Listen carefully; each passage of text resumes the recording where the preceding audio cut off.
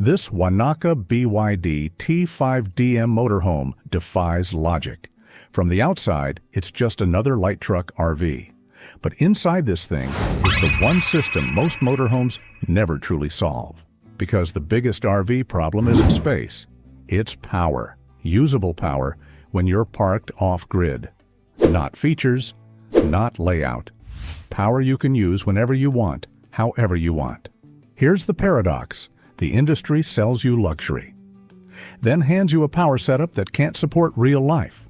So you end up negotiating with your own appliances, microwave, AC, even basic cooking, like you're rationing.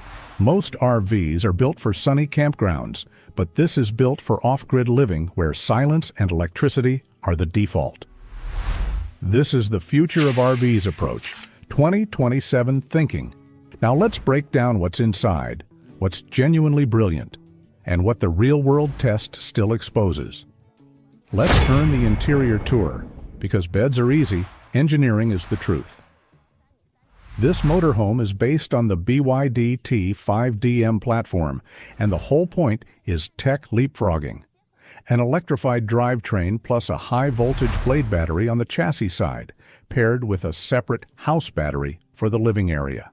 On the Wanaka T5DM 70-degree electric PRO max spec, the living area adds a 16.4 kilowatt-hour lithium iron phosphate storage pack. And the system is built so the chassis battery and the house battery can actually support each other instead of living in separate worlds. And the killer party trick is cross-charging, chassis to house at 2,500 to 4,000 watts, and house to chassis at 1,500 to 3,300 watts. That is the opposite of campground RV logic, where the engine and the house are basically strangers. Now the daily driver test. Here's the honest part. This platform is typically built around a 5,995 millimeter body length in the listings, so it's big SUV length, not bus length. But weight is the potential catch. It's often discussed as a 6.5-ton class light truck motorhome build, which means licensing rules can matter a lot depending on your country. So can you drive this to the grocery store? Physically, yes. Lengthwise, it's not crazy. Legally, don't buy the fantasy. Check your license class and paperwork first. Forget stickers. Show me the shell and the hidden work. Wanaka calls out a vacuum negative pressure sandwich construction with an aluminum alloy frame and XPS insulation fill, plus a thermal break layered structure, thick panels, and a thick floor designed for insulation and rigidity. That's the kind of factory-built detail I actually respect.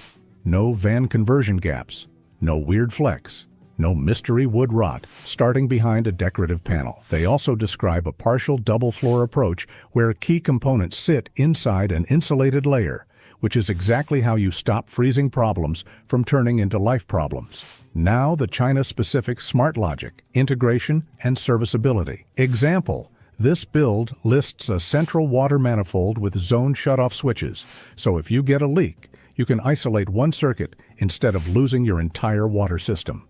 Another underrated feature is the water service bay with a stainless catch tray, so slow leaks don't soak cabinetry over time.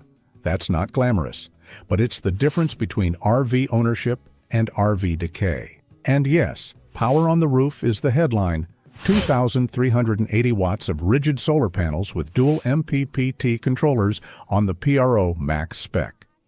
This is the part that changes behavior because it turns "should we run the AC?" into "just run it." Storage reality check. Wanaka emphasizes a low center of gravity layout with heavy components positioned down low. That's the difference between can carry chairs and can carry real life, like tools, spares, and long trip supplies. Now we can talk interior, because if the foundation is wrong, the interior is a lie.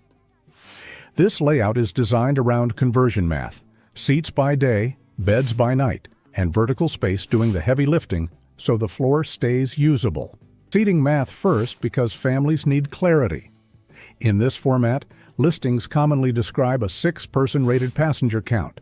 Sleeping setups often include an overcab bed, a rear lift bed, and a dinette or sofa bed. So Sleeps 4 is conservative and Sleep 6 is plausible in typical market wording. Here's the TARDIS trick. Instead of making the whole RV huge, they stack functions. Over-cab sleeping plus a convertible lounge means you're not walking around a permanent bed all day. Kitchen. I judge this by real-world living, not showroom vibes. On the Pro Max spec, the power system is designed to support real appliances. And that's why the household approach actually makes sense here. And here's the secret feature that deserves star status: a 10-kilogram washing machine with a drying function built in. That's not a flex, that's independence. Because laundry is one of the hidden costs of travel: time, friction, and constantly hunting for services. Bathroom honesty: you're not getting a residential spa in a 6-meter truck motorhome. The goal here is functional, sealed, easy to clean, built around drainage discipline rather than luxury vibes. Now the only question that matters: can you survive in this without begging for hookups? Let's list the hard numbers that decide your real range, your real comfort, and your real independence. Power. The Pro Max spec lists 2,380 watts of solar with dual MPPT. It also lists a dual inverter architecture with maximum supported discharge power of 5,000 watts plus 6,000 watts, 11,000 watts total. That means it's built to run multiple heavy loads without that constant choose one appliance stress. Battery logic. The living area adds a 16.4 kilowatt-hour LFP pack, and the system supports cross-charging between chassis and house.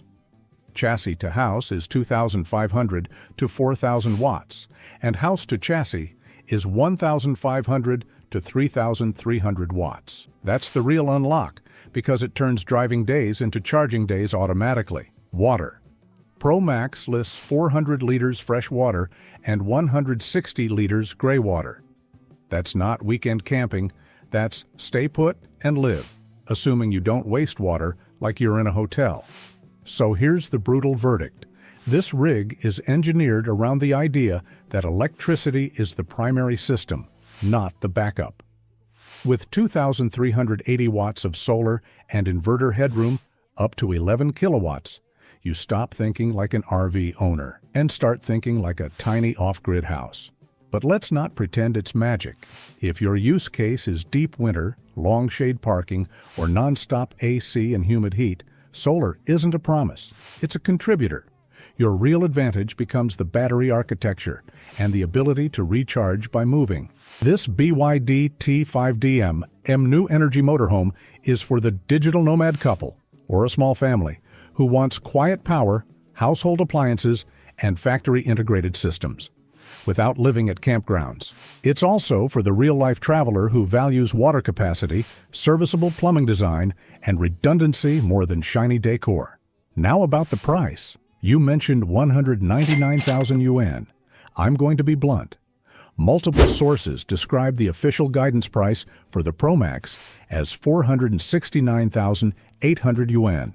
So verify which trim, which listing, and which condition that 199,000 number refers to before you anchor your whole decision to it. Because if you can truly buy a self-powered BYD T5DM-based motorhome with this kind of power system near 199,000 yuan, that's not just a bargain. That's market disrupting. Durability and resale logic is simple. Factory integration and real systems tend to hold value better, because the expensive parts are the parts you can't easily retrofit later. Structure, insulation strategy, electrical architecture.